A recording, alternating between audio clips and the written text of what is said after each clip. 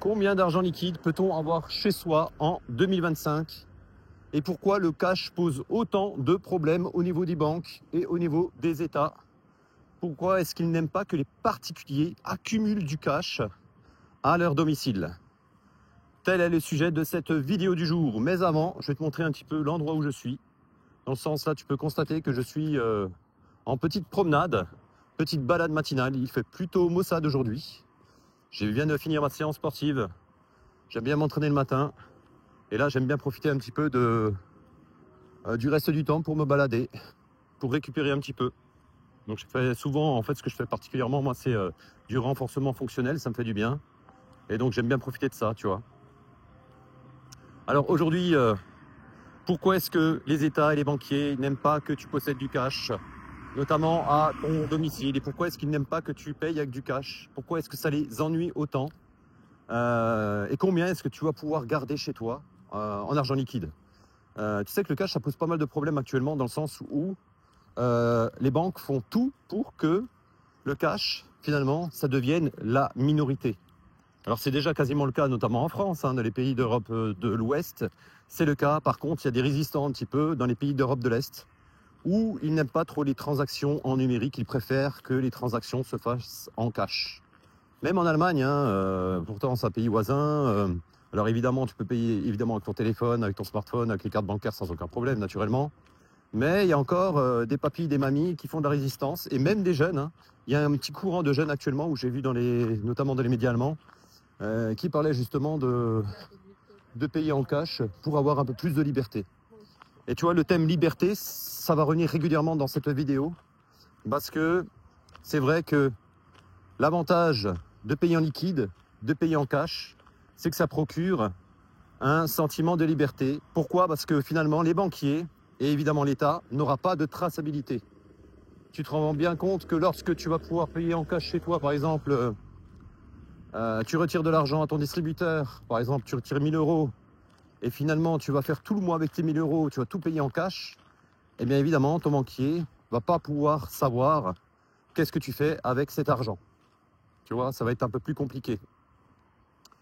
Et pourquoi ça va être un peu plus compliqué? Ils n'aiment pas trop parce que c'est assez simple. Lorsque tu vas chez ton banquier, lui demander un prêt bancaire, par exemple, admettons, tu as repéré un bien immobilier, et donc la phase suivante, forcément, dès que tu vas commencer à signer un compromis de vente, tu vas te rendre chez ton banquier justement pour obtenir un prêt.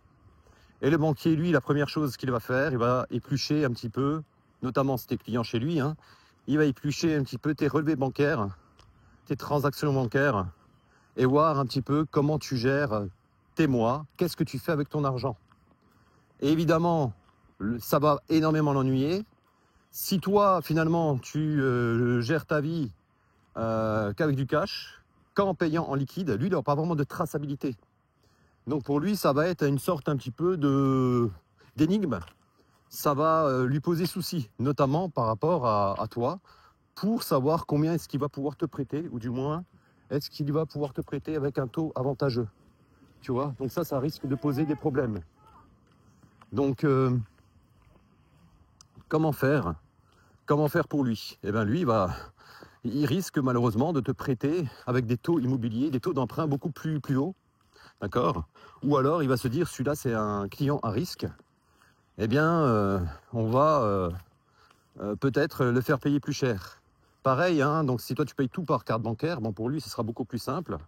Et le problème là-dessus, c'est que comme là il va pouvoir voir ce que tu dépenses au jour le jour, si tu es quelqu'un qui, voilà, par exemple, qui va régulièrement au restaurant, dans les discothèques, par exemple, tu joues au jeu d'argent, par exemple, tu vas régulièrement au casino, tu fais régulièrement du FDJ, tu vois, par exemple, je sais pas, tu joues souvent au loto, tu joues souvent aux courses de chevaux, tu vois, par exemple, Tetherfist ou des choses comme ça, eh bien, il va se dire, celui-là, c'est vraiment un client à risque. Eh bien, à ce moment-là, cette fois-ci, il y aura un taux, vraiment un très mauvais taux, parce que la banque ne va pas prendre de risque par rapport à ce type d'individu. Et donc, évidemment, là, tu te rends vite compte que finalement, le taux numérique, c'est aussi vraiment ses inconvénients. C'est pas pour rien que finalement, quelqu'un qui paye en argent liquide, finalement, donne beaucoup moins d'informations. Et c'est pas pour rien que les États, finalement, n'aiment pas que les gens payent avec du cash, parce qu'elles vont avoir du mal à se renseigner par rapport au mode de vie de certaines personnes. Alors évidemment, je ne dis pas que, voilà, qu'il faut être trafiquant, évidemment les bandits, hein, évidemment, tu as le blanchissement d'argent, hein. C'est pour ça d'ailleurs qu'il y a une réglementation européenne qui nous casse un petit peu la tête au quotidien, dans le sens où dès que tu vas déposer 1000 € sur ton compte bancaire en cash, on va te demander la provenance. Tout ça, c'est pour soi-disant limiter contre le blanchiment d'argent, tu vois. Parce qu'il y a des personnes, voilà, malfamées ou mal intentionnées, évidemment, qui payent régulièrement en cash. Et donc, pour limiter ce phénomène, l'argument des banques, c'est de dire que il va falloir, à chaque fois que tu déposes du liquide en banque, à partir d'un certain montant, en général c'est 1000 €, hein, il va falloir justifier la provenance. Et moi, ça m'a régulièrement embêté, ça, hein, de justifier la provenance pour justement à peine 1000 €. C'est vraiment pénible, tu vois. À croire que on met le doute à tout le monde. Et c'est fastidieux, tu vois. Ça veut dire que maintenant, avoir du cash à son domicile, ça va devenir de plus en plus compliqué. Alors la tolérance en France en 2025 en argent liquide, combien est-ce que tu vas pouvoir détenir chez toi? Elle est actuellement à 10 000 €. 10 000 € cash en liquide, c'est la tolérance en 2025. Alors ça aussi, hein, tu dis oui, alors avoir du cash à son domicile, déjà où est-ce que tu vas pouvoir le sécuriser chez toi, hein? Tu vas pas planquer forcément ton argent sous le matelas. En tout cas, si tu le fais, je te le déconseille, tu vois, parce que bon, le problème en accumulant beaucoup d'argent liquide chez soi, c'est évidemment le vol. Le problème numéro 1. Tu as le problème numéro 2, c'est l'incendie. À savoir que si tu as un problème de vol chez toi ou un problème d'incendie, les assurances, elles, ne vont pas te couvrir. Donc si elles ne te couvrent pas, eh bien là, tu as un gros risque de perdre toutes tes économies durement acquises. D'accord? Donc fais attention par rapport à ça. Alors, tu as d'autres moyens un petit peu de se débancariser. Tu peux retirer de l'argent liquide et le placer, par exemple, dans un coffre-fort en banque.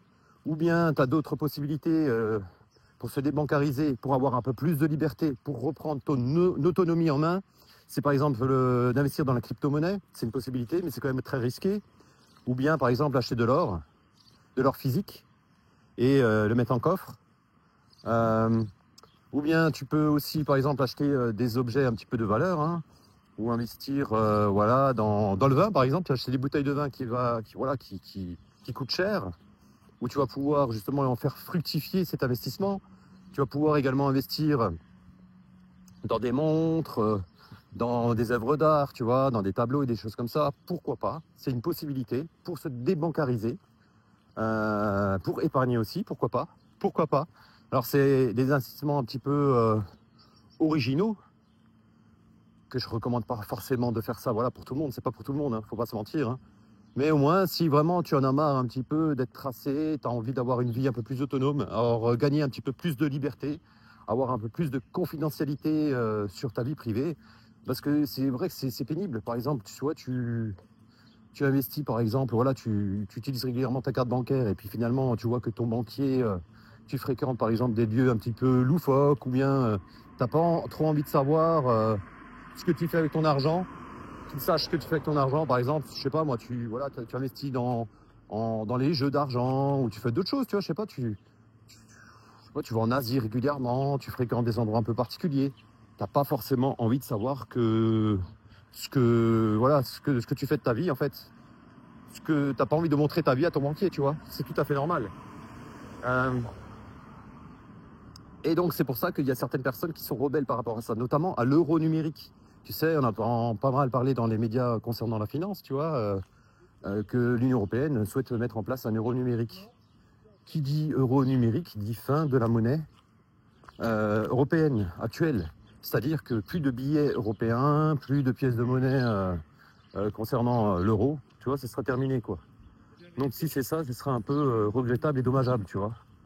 Mais ça, c'est encore quelque chose que l'on peut difficilement comprendre, hein. Moi, je suis vraiment pour laisser le choix aux gens. Si les gens veulent payer en cash et qu'ils n'ont pas de problème, qu'ils font pas de conneries, du moins qui n'ont pas de casier judiciaire, des choses comme ça, ben laisse-les payer en cash. En quoi ça gêne quelqu'un? Après, il faut savoir aussi que le cash, l'argent liquide, ça coûte beaucoup d'argent au niveau des banques.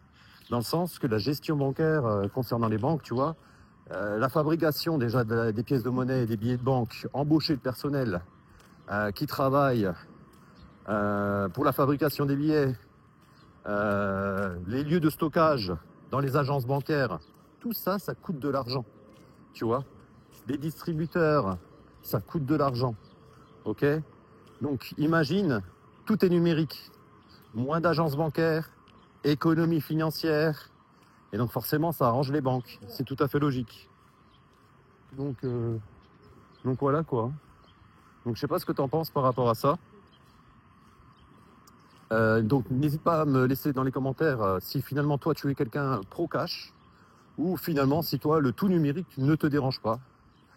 Si par exemple pour toi le payer tout par carte bancaire et dévoiler toute ta vie à ton banquier ça te dérange pas, ou bien si finalement tu as envie de retrouver de la liberté comme dans certains pays de l'Europe de l'Est, ou lorsque tu loues des Airbnb ou du Booking, eh bien ils préfèrent que tu les payes en cash. Alors attention, hein, je dis pas que c'est forcément bien parce qu'il y a des personnes aussi là-bas, je sais très bien, qui vont pas forcément tout déclarer. Donc c'est pour ça que forcément ils préfèrent le cash. Mais je peux comprendre aussi de laisser le choix aux gens. Par exemple, tu vois, les petites mamies, les petits papis, ils préfèrent avoir un petit peu de liberté pour payer en cash. Pour eux, c'est plus simple. Et puis finalement, pour les personnes qui sont un petit peu dépensières, je pense que le cash peut être encore une bonne solution en 2025. Donc n'hésite pas à me laisser ton opinion dans les commentaires.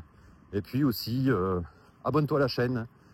Sur ce, je te souhaite de passer une excellente journée. Salut chez toi.